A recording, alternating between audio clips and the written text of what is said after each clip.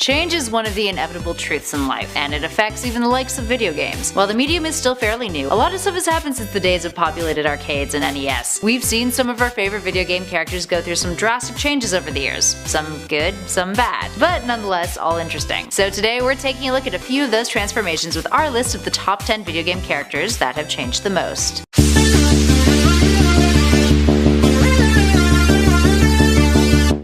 In at number 10. Mario. Mario's aesthetic has remained pretty consistent over the years. For the most part, his physical changes have been derivative of changes in technology and the progress of graphics. Gone are his 8-bit days, with newer generations of gamers being more familiar with the 3D Mario of Odyssey over that 2-dimensional version. That being said, regardless of what Mario game you play, the title character is hands down the most recognizable figure in the video game industry, and that's a big win for Nintendo. Up next, number 9, McCree. While McCree may be the newest character on our list, the changes to his character stats in Overwatch have definitely been swift. McCree is an example of a character who's been nerfed, meaning he's gone from a character with impressive stats down to one that's got lesser merit, due to an update that was aimed at evening out overpowered characters in the MMO. While it was Blizzard's intentions to balance McCree out, his bullet damage from his alternate fire dropped from 70 to 45, which is a pretty big blow. He's not the only character in Overwatch to have suffered the woes of nerfing either. Widowmaker underwent similar changes. Up next, number 8, Pac-Man. While Mario may be the most recognizable video game character in mainstream pop culture, Pac-Man is arguably the most influential, being the very first gaming mascot. He was established back in the days when arcades were kings, and is an example of how much potential a mascot or recognizable character can have when it came to the video game industry and drawing in new audiences. Not to mention that the Pac-Man game itself has had a huge influence on the games and developers that succeeded it, from Wolfenstein 3D to Doom to Grand Theft Auto and even Metal Gear. But let's jump back to how much Pac-Man has changed over the years. For a simple character, it's a pretty simple change. Another 2D to 3D adaptation, with Pac-Man even getting some limbs in the process, which kinda always seemed weird to me because he's, Pac-Manning across your screen and limbs aren't flailing. Anyway, unlike many of the other characters on this list, Pac-Man's original incarnation is just as well known as his current one, if not more so, with the character in his initial game even appearing in the collections of the Smithsonian Museum and MoMA. Up next at number 7, Pikachu. Speaking of bright yellow icons, let's take a look at one of Nintendo's beloved characters, the electric rat Pokemon known as Pikachu. Pikachu has always been globally adored, to the point where critics have even argued that the character is oversaturated when it comes to the world of Pokemon, considering how many generations of Pokemon there has been since Pikachu's incarnation. I mean, considering how many generations of Pokemon there are out there. Pikachu's poster boy status is more than synonymous with the brand. He's practically a marketing tool, and an entry point that some fans of the franchise have even grown to loathe. Aside from Pikachu's symbolic progression over the years, the electric Pokemon has undergone an interesting physical change that many see as problematic. The character has gone from a chubby cute creature to one that is much more lean in recent years. Up next, number 6, Kratos. Kratos' change is not a physical one, well, a little bit of a physical one, but rather an emotional and mental one. With the latest edition of the God of War franchise quickly approaching, Kratos' fans are looking forward to seeing a more matured version of the Godslayer, one that has now become a dad, and spends the latest game navigating a new foreign mythology with his boy. He's also sporting a beard now,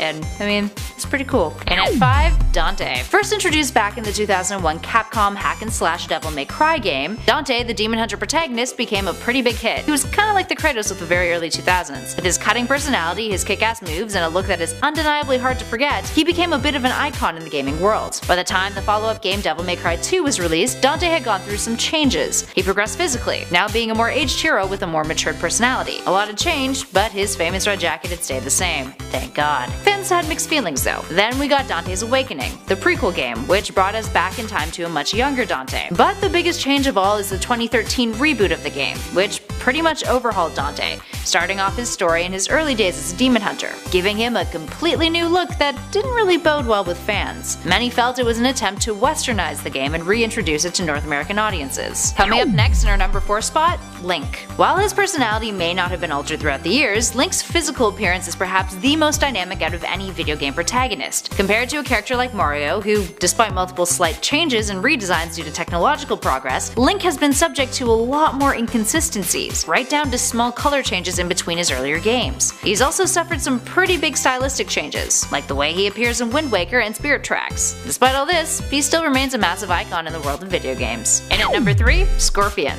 Alongside Sub-Zero, Scorpion is arguably the most memorable character of the Mortal Kombat franchise. Initially starting off as simply the ninja character that wore yellow and had a kick-ass harpoon, Scorpion would eventually be given a paranormal backstory. He was the ghost of a man that Sub-Zero killed, who was allowed to return to avenge his death. His first fatality fatality even revealed a bare skull beneath his hood. By the time the third Mortal Kombat rolled around, the two now had a distinction physically, which was only further adjusted over the years. Scorpion would gradually get more detail, his eyeballs would continue to be glassy and undead, and by the time 2002's Deadly Alliance popped up, the character even had a burning skull. Since then, his outfit has changed from iteration to iteration, but the paranormal character has always remained a major staple in the series. Coming up in our number 2 spot, Red. Jumping back into the world of Pokemon for this number, let's talk a little bit about Red. Red isn't really a character, more so an avatar that players project themselves onto while they head out on their mission to becoming Pokemon Masters. Most associate the character with Ash Ketchum, the Pokemon trainer with very similar traits that appeared in the Pokemon anime. This also extends to your rival, Blue, who is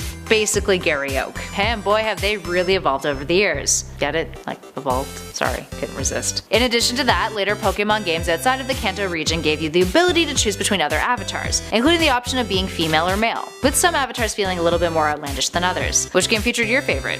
Let us know in those comments below. And finally, in our number 1 spot, Lara Croft. If you lined up all of the versions of Lara Croft from now to 1996, you'd probably have your mind blown a little bit. At her core, she still looks the same, brunette with a braid or ponytail, wearing some sort of variation of tank top, utility belt, shorts, and boots. Initially, her in-game design consisted of 540 polygons, with the 1996 to early 2000s versions of her being biologically disproportionate and hypersexualized. While the character has always maintained her curves, even in the most recent iterations, these days she looks more realistic. Not just in terms of her face looking less polygony and more human, but in the way that she dresses, moves, and behaves in the game. It's like she's a real woman. Whoa, look at what a little 3-dimensional character development can do. And that's that. If you'd like to know more about these characters, we recently did a list called the top 10 most iconic video game characters, and there's definitely some crossover, so check it out. If that's not your thing, we also have a ton of other gaming videos on our channel, like the ones in our recently uploaded playlist flashing on your screen right now. In the meantime, thanks for watching. I've been Kelly Pally, and this has been Top 10 Gaming. Catch you all in the next one.